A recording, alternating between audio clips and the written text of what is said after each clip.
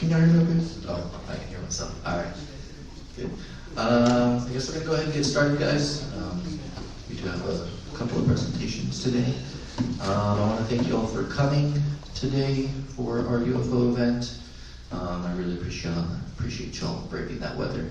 I hope it's a little bit warmer out there. I haven't been outside. If it's not, good Lord. And I also want to thank our presenters today, Mr. Torres, Mr. Andrasko, Mr. Jones, for coming today to present.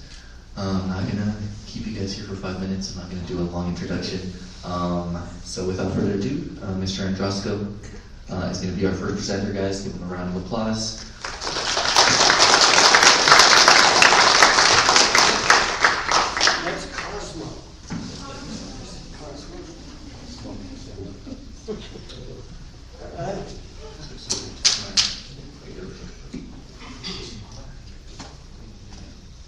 All right, I'm going to blame Daniel for bringing this cold weather down to North Texas. It's been kind of a crazy week or so, being warm and then cold and warm again. I think last Friday I went swimming, and then this weekend we're out at the island rescuing sea turtles that had gotten through shock, and they'd gone into shock in the Laguna Madres. There was 950 sea turtles spent the night in the convention center, and then they all had to be put over on the island into the Gulf. So this cold weather's been kind of odd. So I'll probably be moving around. Hopefully I can talk loud enough without having to have the microphone. Welcome all the MUFON members here. John, John, you want to stand up? This is John. If you want to talk about MUFON afterwards, you can talk to John, and you can start meeting with the local Mutual UFO Network. Oh, okay. That's probably a good idea.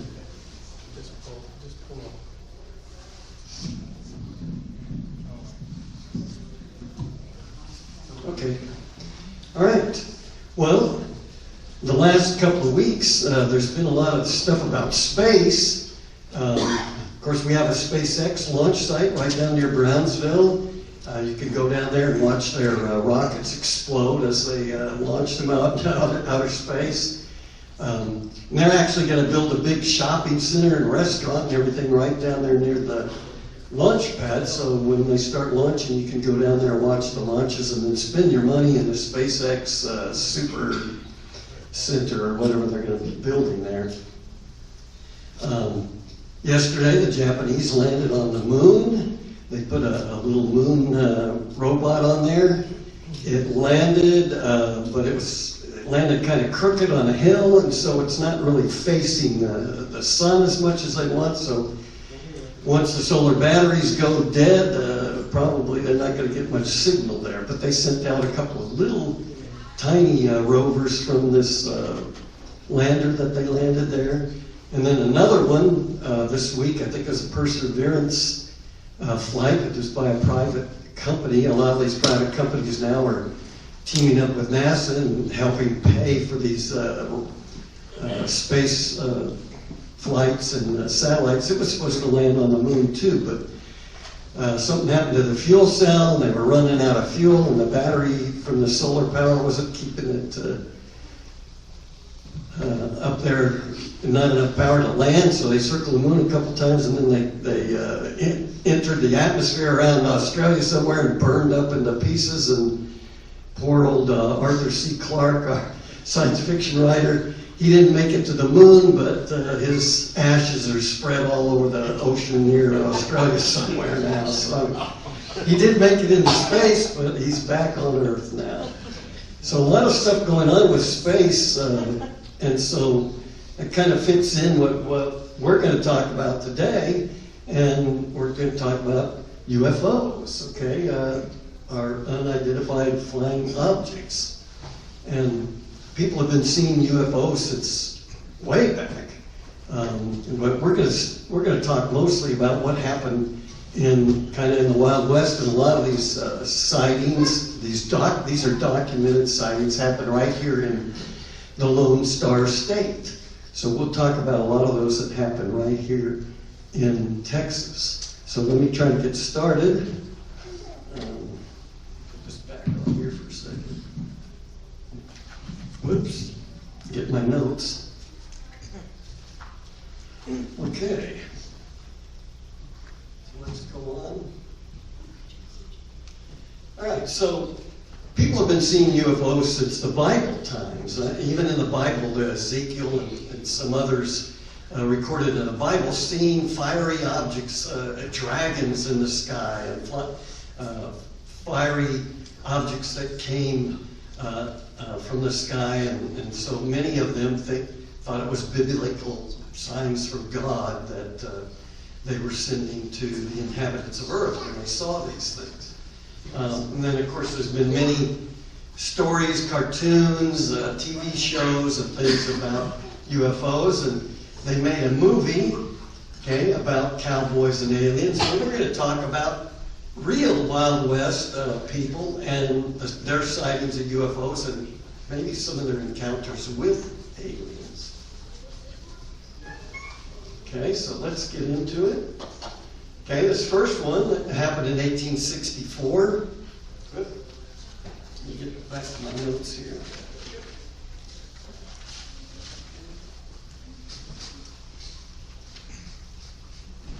And we're going to talk about the trapper. This wasn't in Texas. This happened in Montana.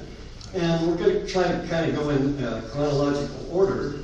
And this was by a James Lumley in Montana. And he had an interesting case where he was out, of course, as trappers are, they're always out in the wild. And he saw something very, very unusual happen. And this is kind of a cool case. It was written about in the paper, not in Montana, but the Cincinnati paper wrote about it when they heard the news. And this crash, it happened up in Montana near the I think it's Cadott Pass. And if any of you have been up to Montana, of course right now it's probably below zero up there. But he was out trapping and he saw a very unusual object that came out of the sky. And it was so large, and when it came, it made a big crash. And you might, when you read about the description, you might think maybe it was a meteor that came and hit the earth because of the fiery nature of the object that he saw. And as he described it, it came down out of the sky, and it made a fiery path, hit the top of the mountain, and knocked down trees everywhere it was going, and crashed, pulling up boulders out of the ground. And finally, this object embedded itself into the side of the mountain and was steaming smoke and ash. And he thought, that it was probably like a meteor. But as he got closer and closer to it, he noticed that this big giant rock that he thought embedded in the side of the mountain was open and had compartments.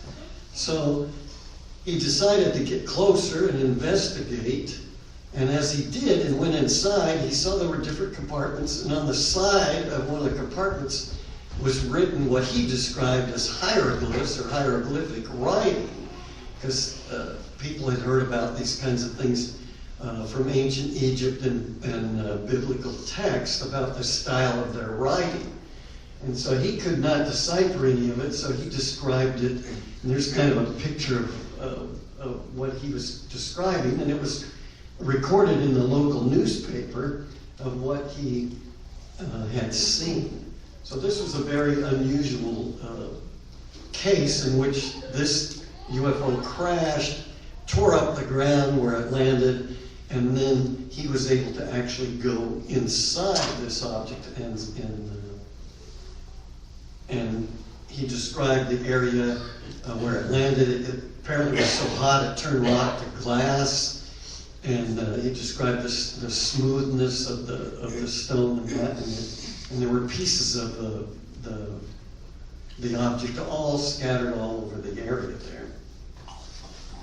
So this is one of the first documented accounts in the West of a UFO sighting, and it happened in Montana in 1864. Okay. Let's see if I left anything out on that. All right, let's go on. Okay, this next story describes about in 1878. This one happened up around Fort Scott, Kansas. And a lot of times when they describe these, they describe what they can relate to. Since there were no airplanes or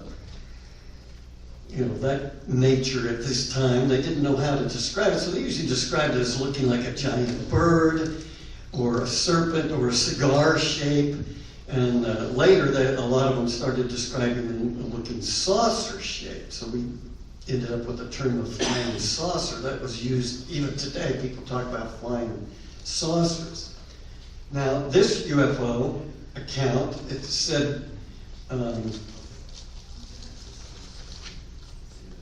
this one happened in Kansas, and they described it as a flying serpent, and that the serpent's head, as it was flying through the sky, they described it as a large serpent flying through the sky, and that it was thrusting its head back and forth like a giant snake trying to strike at its prey.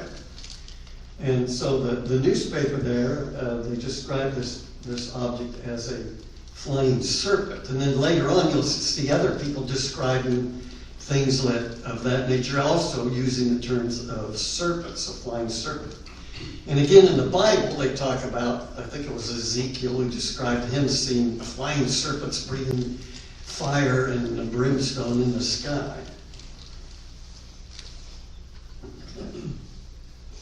Now, there were people that saw this, and they remained outside, and they were so scared they ran and hid under their wagons and ran into their homes and things like that.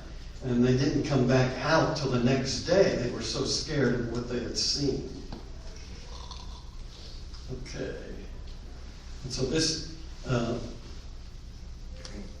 one talks about also in 1878 seeing near where this other one was seen, a flying saucer. And this was kind of the first time that people had documented this in the newspaper as seeing an object that was saucer-shaped. So the term flying saucer appeared. Okay, what else? Okay, so we saw things described as saucers and things described as serpents. And many, if you go back and look at some of the writings of ancient, of course, most people, they didn't have a alphabet, so they did things, cave paintings, cave drawings, or they chiseled objects on marble.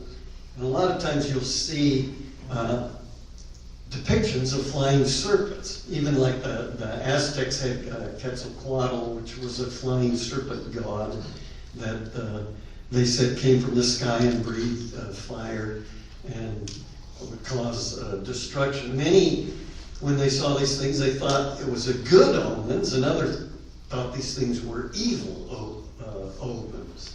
So depending on the culture and how they viewed these things, they would describe if they were afraid or if they wanted to worship these kinds of things as godlike. Okay, now here's one that happened in Texas. And again, we talk about the use of a flying saucer. And this was about a man named John Martin.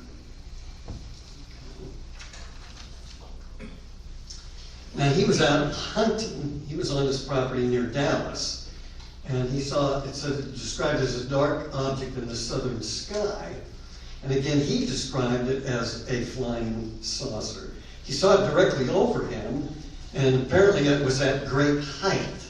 So he was having trouble describing exactly how large it was because it seemed to him so far away. So when he described it and described how far away it was, the newspaper said it was probably much larger than what he described. And the newspaper said he is a very trustworthy person and that his story then must be taken as true. This was recorded in the Dallas Herald newspaper. And because the people, his neighbors had said he was such a good guy, and the newspaper said it has to be a true story because this guy never lies. So again, here's an observer that describes what he saw as a saucer-shaped object flying through the sky. This was in 1878.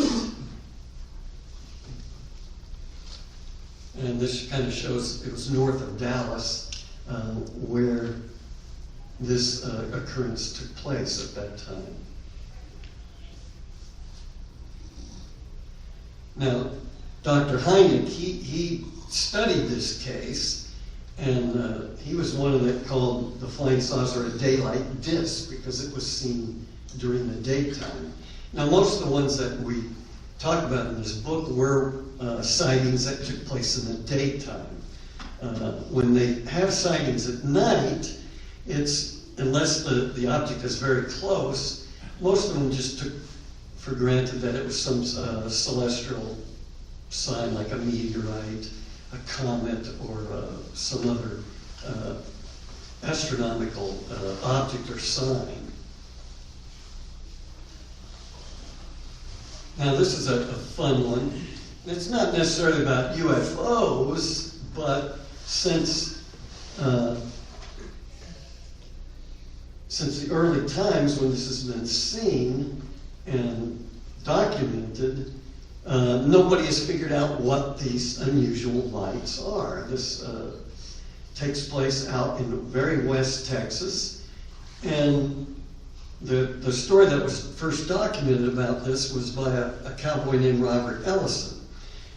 Now, Indian tribes that lived in those areas, they'd been seeing these lights for much, much longer, but since they didn't have a written record of it, we don't know how far back these tribes were observing these kinds of incidents up near the mountains out in West Texas.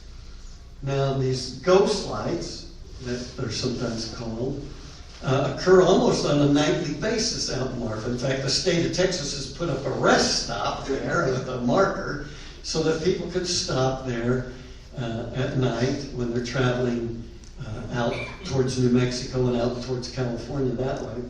And they could stop there and rest, and if they're there at sundown, they can start watching the ghost lights. Now, a lot of the Indian tribes had all kinds of stories and legends about what these lights were. And even the early settlers had stories about it. Now, apparently there was a tribe of Indians that were raiding towns and villages along the Mexican-Texas border back in the day. And there was one Indian chief, I think his name was Asante. They were robbing these villages, stealing horses and livestock and things, and riding off. And so a group of law enforcement decided they're going to go after this Indian chief. And so apparently they went after him, and they went up into the mountains, and they found him and his men, and they were all executed. And so the story goes that Asante and his members of his tribal gang, if you want to call it, are still wandering the mountains up there. And they say if you go up into those mountains, beware, because he's looking to get revenge on the people that tracked him down and executed him and his men. And then there's other Indian legends about what these lights might be. Some of them say there were some hunters that went up, Indian hunters that went up into the mountains and got lost, and so every night they're up there with their campfires, camping out, trying to find their way back down from the mountains back home. Now, these lights became so, what do you want to say? They happened so many times, frequent occurrences, that the local airport out there that they had to close down because pilots were getting confused when they were flying over the mountains towards the airport, and they were flying too low because they saw these lights and they were crashing into the mountains. And so the airport, after so many years, decided we're not going to be open anymore. So that airport is still there, the runways are still there, but planes no longer take off and land at that airport. I'm trying to think of the name of the town where that, but it's out near Marfa, it's not in Marfa itself. And when I was a scout leader here at Troop 7 in McAllen, we took the Boy Scouts out that way, Guadalupe Mountains, and out. We went to Big Bend and then up towards there, and the scouts, they wanted to go and see the Marfa Lights, so that was one of the big adventures we had in Boy Scouts, was going to see the Marfa Lights. And my kids still talk about that. I went out to Arizona at Christmas time, and my son was saying, "Hey, remember when we went and saw the Marfa Lights?" So he still remembers that from when he was 12, 13 years old, when Troop 7 went out to the Guadalupe peaks. There's a national park out there.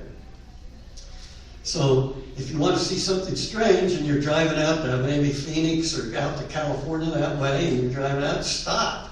In fact, I think Noe was saying at that rest stop, there's not very many people there, but if you stop right about sundown, he said all of a sudden all these pickup trucks loaded with people with their coolers and 6-packs of beer and their lawn chairs, they pull up to the rest stop, they back in, and they get out and sit there, and they barbecue up some meat and potatoes and stuff, and they have a barbecue, and they watch the Marfa Lights before they go home to bed that night. So it's a nightly occurrence, and like I say, even the state of Texas has put up a monument out there. All right, I don't know how much I'm doing on time. I think pretty good.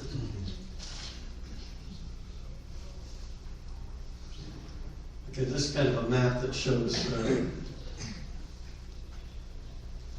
close to where you see Presidio and Marfa and Alpine. I think where we go camping was up around near Alpine.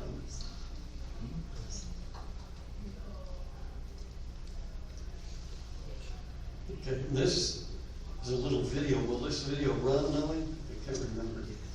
I think you have to advance the slide one more time. Okay. Now go back. Okay, there's the rest stop. That's out near there. And this is a little video. You see an arrow there, but you can kind of see one of the lights. But these lights appear at night, and they usually move around, and they're not always the same color. Sometimes they're different hues. There it goes. So it's running. Kind of see that light moving. It's a little dramatic music. And so they'll appear and they'll disappear. They're not always in the same spot at night, different nights. But it's almost a nightly occurrence. Of course, depending on the weather and how clear it is in the sky is, you're able to see those. You can see that one really clear. They kind of sparkled. And I think Noe was saying that they went out and did a little experiment with some laser lights. And they were shining the lights up towards, or shining the lasers up towards the lights. And when the laser would hit the light would break into many pieces and scatter all across the sky. And so it seemed like the light was affected by what they were doing, this little experiment they were doing. And sometimes the whole top of the mountains light up all at once. It's really spectacular. And the video doesn't do justice. You can see a lot of different colors in each of those orbs. You see purple, red, blue. Has anybody been out to see them? Yeah. It depends on the weather conditions, and some nights are better than others, but you can sometimes see some spectacular shows.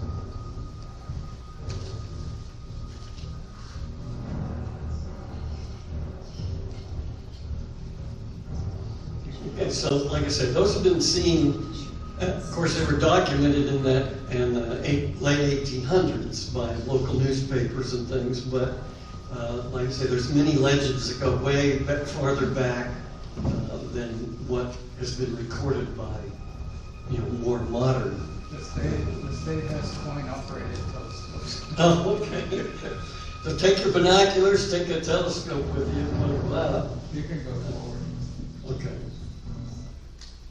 And again, there's a picture of the rest stop you could stop at. And believe me, I mean, people that aren't from Texas, they don't realize how big Texas is. And you think, oh, it's not far from the Rio Grande Valley. But we're down almost, I think Brownsville is only like a mile farther north than Key West, Florida. So we're pretty far south. And a drive from here to Marfa will take you a while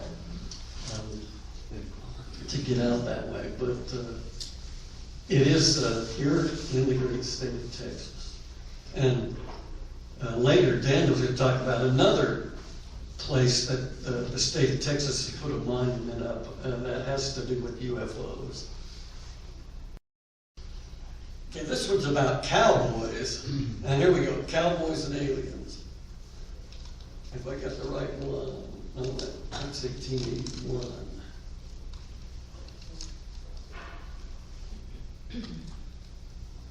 Okay, I don't have the right one. Well, this was by a man named John Ellis. Okay, this was not in Texas. That's why I don't have it in my notes. But he saw a cylindrical, cigar-shaped UFO that crashed in Nebraska. And said it was a cylindrical object, so they kind of described it as cigar shaped.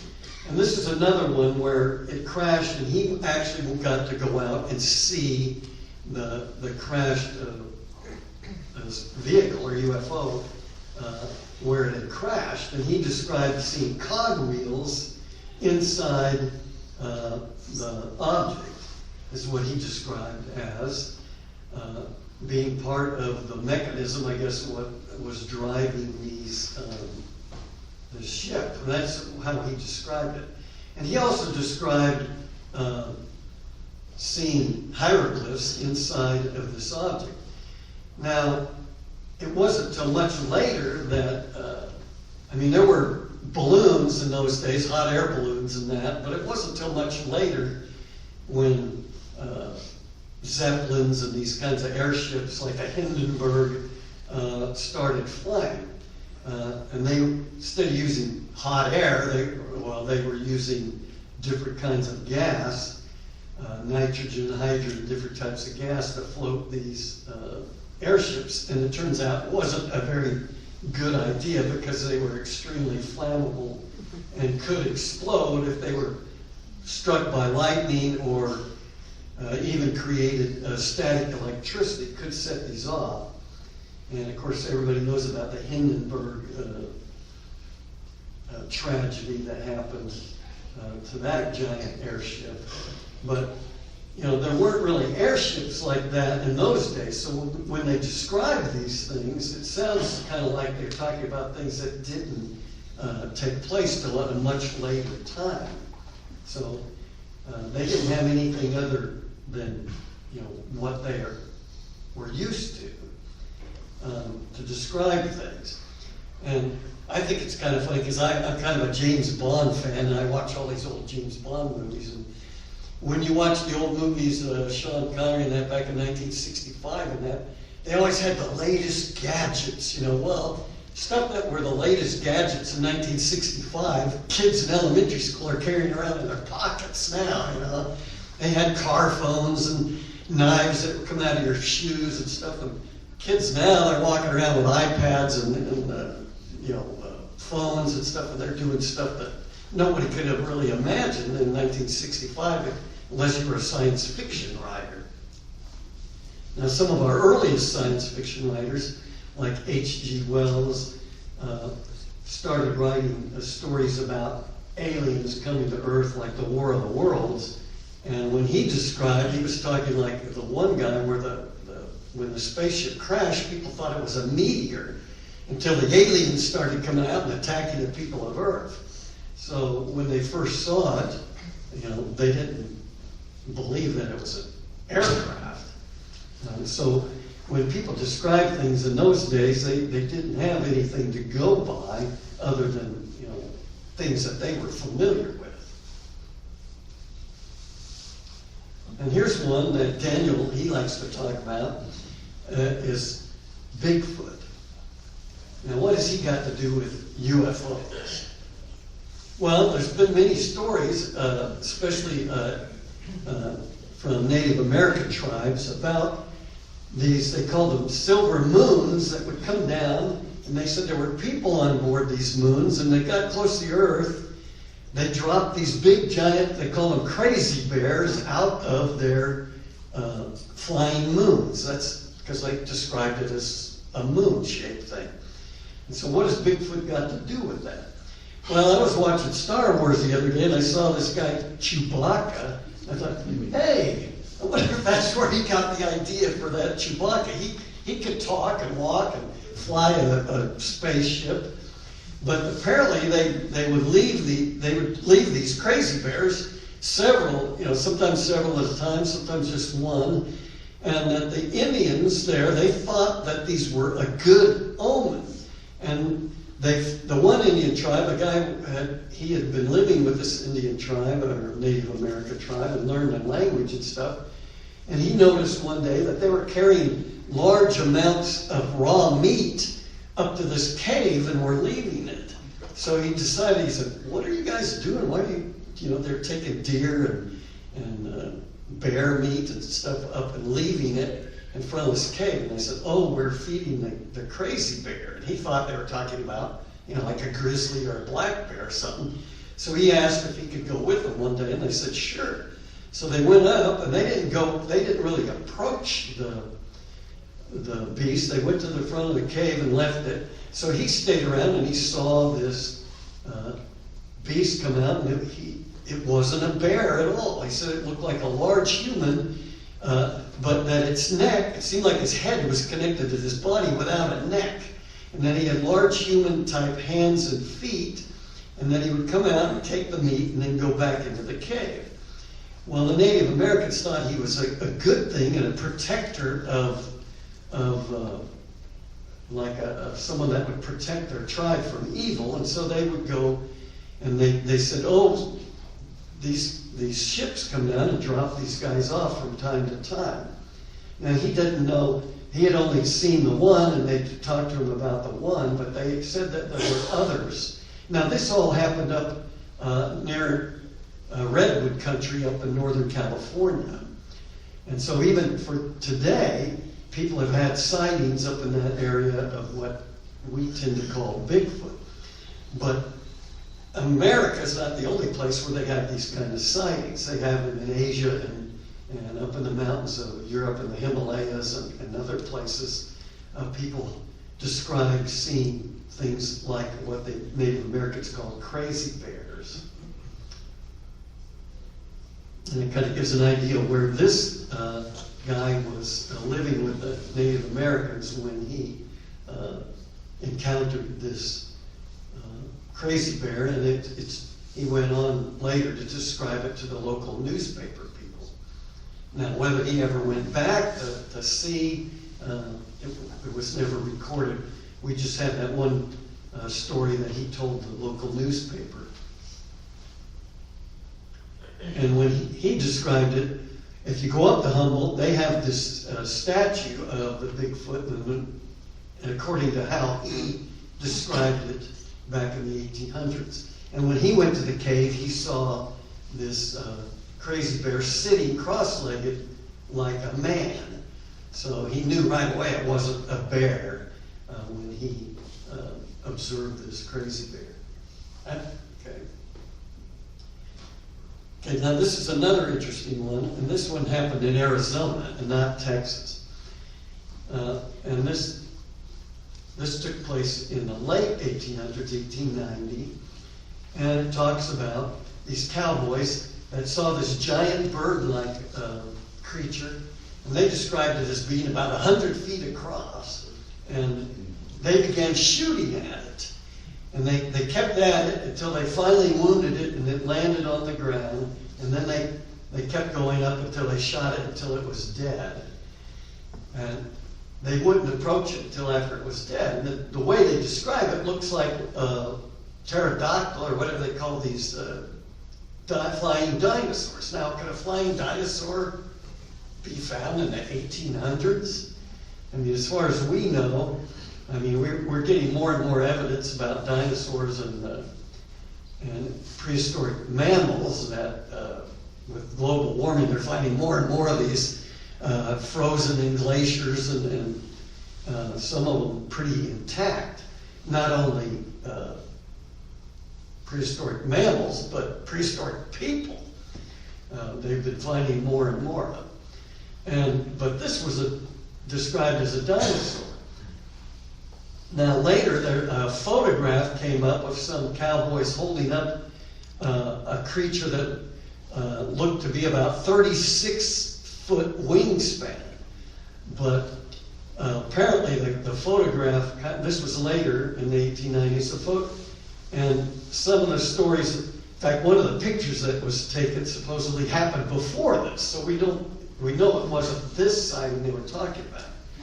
But that picture's kind of disappeared. If you go on the internet, I went on the internet and was looking, and there's a lot of photos that probably were photoshopped, and all this kind of stuff, that supposedly was the one that happened before this. And it's more, has feathers and more bird-like. But this one, according to the newspaper, had no feathers, had a leathery skin, and they described it as having 2 feet and no arms, but large leathery bat-like wings and a long, terrible bill. So from fossils we found of pterodactyls, that sounds a lot like what they were describing. And this shows the area of where that was found. Okay, so it's kind of south of Tucson. Again, if you go to Arizona, Tucson I think is a little, well, south of there is a little lower altitude, but parts of Arizona are very high in the mountains, and it could be in much higher altitude. I was out there in Christmas time visiting my son who lives in Mesa. We did a lot of hiking up in the mountains and that, and it's pretty, some of the areas are pretty deserted. There's not much anything out there. But there is, if you go at the right time of the year, it's a nice place to go hiking. And I don't know if they've ever found fossils of pterodactyls out there, but you don't know, I don't know. And this kind of shows a picture of the cowboys shooting at it. But they were, from what I read in the newspaper, they were shooting at it with rifles and not a pistol, like this 6-shooter guy here. All right, this one, 1891. Let's see. You don't want to get too carried away here. And this was one that happened near Stevensville in Dublin, Texas. Now, the people that saw this, okay, they reported seeing a large UFO, and this sighting took place in 1891, so a year after the pterodactyl sighting. And it happened in June, and this one was seen by a lot of people. Over 300 people had seen this from the town, but there were a lot of people that were very close to where this event took place. And they described it as looking like a large bale of cotton. These were all cotton farmers, and many of them were out working in the fields. And they said this looked like a large bale of cotton that exploded in the skies above the mill there. So it caught fire, and chunks of this burning hot metal fell to the ground and set the fields on fire. So the people were running from the ground fire that happened when this exploded. Kind of like the SpaceX launch I saw that exploded and set fire to parts of Padre Island. That was not too long ago. So that all the people ran off and ran home, and then the next day they came back. And they found small pieces of metal, stones, and what was really unusual is that they found what they call pieces of paper or parchment that looked like had Egyptian hieroglyphics on it. So here's another UFO sighting that talks about strange writing looking like Egyptian hieroglyphics. Now, the cotton gin and that, and the town has been rebuilt, the cotton gin and the mill there. And so you can go up there to Stevensville and visit. They kind of have a little museum there. And people often ask me, well, what happened to this metal and the stones and the paper that was found in 1891? Well, maybe the people that gathered it up, maybe they left it to their kids and grandkids or whatever. So I haven't not stopped at that museum. I keep saying that when I go up to visit my sister in San Antonio, I want to head up that way and stop for a visit and talk to the curator and see if they found any of this evidence. It would be fun to kind of take a metal detector around that area and see what you might be able to find. But who knows? Maybe some of this stuff will turn up, from some of the local residents there. If that happened in Stevensville. And there's a picture of Dublin. It's a little town that's a little bit southwest of Stevensville. And here's the account from the local paper. Oops, is there a picture? And there's a picture of the mill. Okay, so they've reproduced what the mill looked like, before it was destroyed, and the cotton gin there. So that's kind of a little piece of Texas history which involves UFOs. Okay, and this one happened in Indiana, not Texas. And again, they kind of described this as a dragon, but when they described it, it looked like they said a flying eye. It looks to me like something from Lord of the Rings, Sauron's eye or something like that.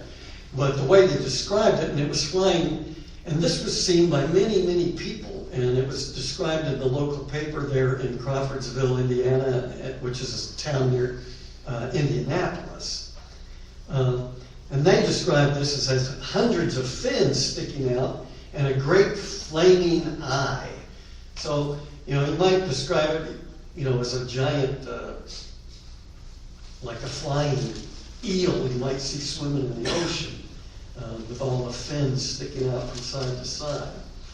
And that same year, there were many other sightings, mass sightings all over the Midwest of the United States. And there's a picture of Crawfordsville. Well, okay, it's not south of Indianapolis, it's a little north of Indianapolis. And I can remember, because as a kid, I lived down where you see where Louisville, Kentucky is. I lived across the river there in Jeffersonville, Indiana. And my brother was a big football star and basketball star in high school, so my dad would throw us all in the car. There were 7 kids who drive all around these little towns in Indiana and watch them play football. So I remember going up to Crawfordsville. And so it's not like a big place at all. It's a small town there in Indiana. Here's a little kind of a drawing of what they described it looking like. Now, other things, not just UFOs, but we had USOs, which this one took place in Tacoma, Washington in the early 1890s. And it was described as a people as looked like a giant caterpillar swimming through the sky, and described it having copper wings, and that it seemed like it was emitting electricity from its, or lightning from its head. Okay, so I know Jules Verne at the time, around that time, he started writing his stories, and one of them was 20,000 Leagues Under the Sea, where Captain Nemo had his famous submarine. What was it, the Nautilus? Is that the name of, I can't remember. I mean, the Navy named the Nautilus after, it might have been Jules Verne's story. I'm going to have to go back and reread it. But Captain Nemo, he would go around sinking all these slave ships that were bringing slaves over to the New World from the Old World. And he would sink those ships. And people just, when you talk about how they described it in the book, it sounds a lot like what this is. They didn't know that it was an actual submarine manned by people. They thought it was a giant whale like Moby Dick that was attacking the ships and sinking them. Why he was choosing slave ships,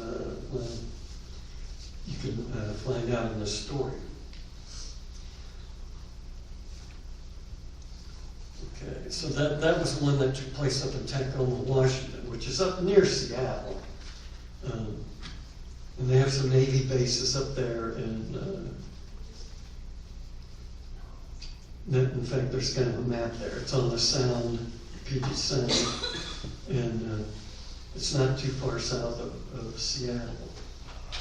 So this happened in the late 1890s.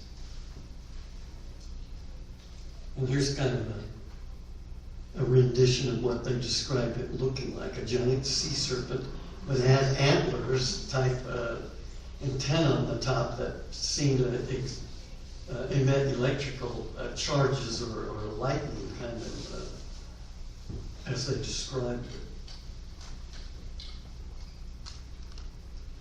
And again, we talked about in that same kind of year, there seemed to be descriptions, many different descriptions of UFOs all around the Midwest. And the one describing was happening in Kansas. And again, you have a cigar-shaped airship.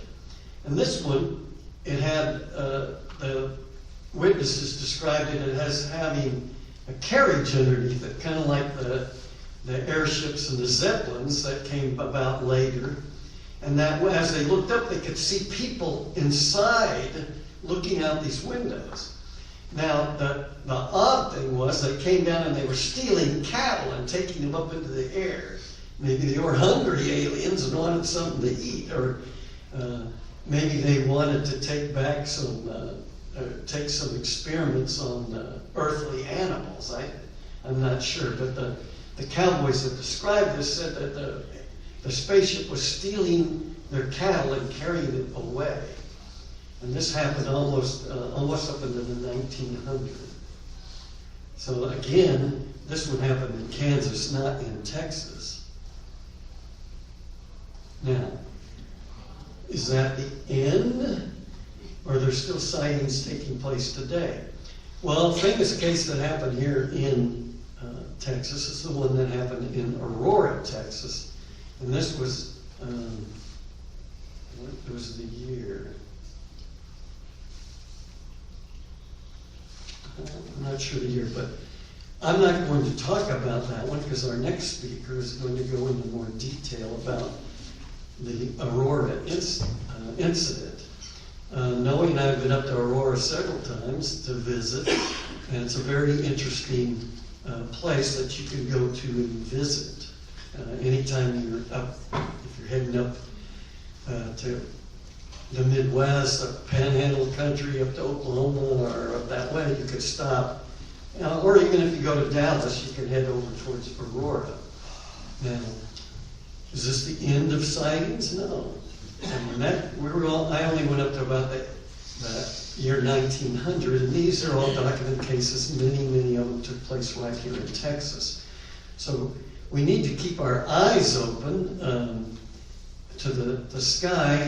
It's been clear the last few nights, so my wife and I have been out looking at the stars. Because behind our house there's nothing but farm fields, so we get a pretty good view. And we like to go out and see the sunsets. But we look up into the stars. But seeing something at night is much different than being able to see a UFO kind of thing in the daytime.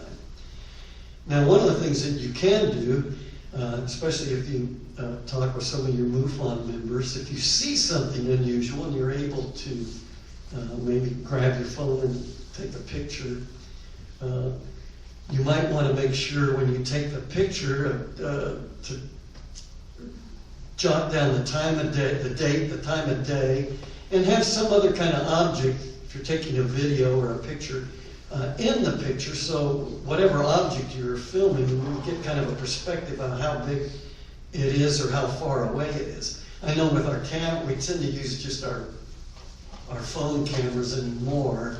I mean, not a lot of people are walking out with big giant cameras on unless they're out bird watching or doing something, if they're photographers taking pictures. But with our phones, it's hard to really zoom in on anything that's that far away. So make sure you have some kind of perspective, a time and date, and you can always contact your local MUFON chapter and report to that, and they will come and interview witnesses and get some documentation so they can write that down. I know a few days ago I had this big thing on the news. I was watching the news, CNN, and they talked about the jellyfish UFO. I don't know how many of you saw that on the news. It was on the news for a couple of days, and then they finally figured out what it was. And it was a giant balloon thing that the Iranians had some kind of big festival, and they had this big giant balloon thing, and it got away from them, and it floated like for hundreds of miles. So people all over that part of the world were seeing this, taking pictures of it, and it was reported on the news as a UFO, and it turns out, well, it wasn't unidentified for too long. So if you do this, report it, and they will try to figure out what it exactly is that you saw. Okay, well, my time is kind of running out, and I tend to go on and on and on. But lots of things happened in the 1800s, and many of the things that, if you want to read more about, Noe has his book, The Real Cowboys and Aliens, and he has some copies over here, and you can read more in detail about these stories of the Old West and the people that saw and encountered these UFOs. So afterwards, if you want, you can talk to Noe, and he can get you a signed copy. Thank you very much. Let's hear it for Steve Andrasko.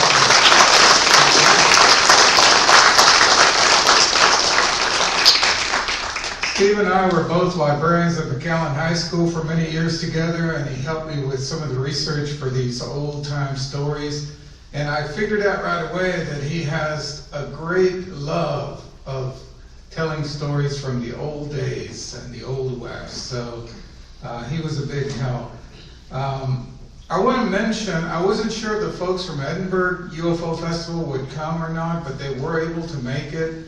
And they have discounted tickets for the April 5th and 6th big UFO festival that we have every year in Edinburgh. This is our 13th year, actually. We got some really top-notch speakers coming in. And it's a 2-day festival. There's a festival on Friday, there's events on Friday, and then there's the big conference with all the major UFO speakers on Saturday at the Renaissance Center. So if you're interested in tickets at any point this morning, they'll be here or this afternoon, they'll be here all afternoon. You can visit the table right out at the entrance to the festival, to the auditorium, and talk about the Edinburgh UFO Festival. They have tickets, and they also have little memorabilia and flyers and things. Daniel Jones and I had a great time a few years back when the Aurora UFO Festival took place in Aurora. And Stephen was there too? Yeah, Stephen was there too, Travis Walton, and I don't know of anyone in the state of Texas, especially since Jim Morris passed away, that has put more time and effort into studying, doing research into the Aurora UFO crash of 1897 than Daniel. So he graciously agreed to drive down here all the way from Dallas. We appreciate it. I know there's been freezing conditions along the way, I'm sure you encountered. And he's going to have a great presentation for us on all his research regarding the 1897 crash of a UFO in Aurora, Texas. He'll bring that to us in about 10 minutes, 15 minutes. So everybody go ahead and take a break. You can visit with the folks from the Edinburgh UFO Festival if you want. We'll get started at 10 minutes after 2. At 2:10, we'll get started with Daniel's presentation. And then later today, I'll be bringing you the amazing story of the 1966 UFO incident in Edinburgh, Texas. We'll see you all in a bit.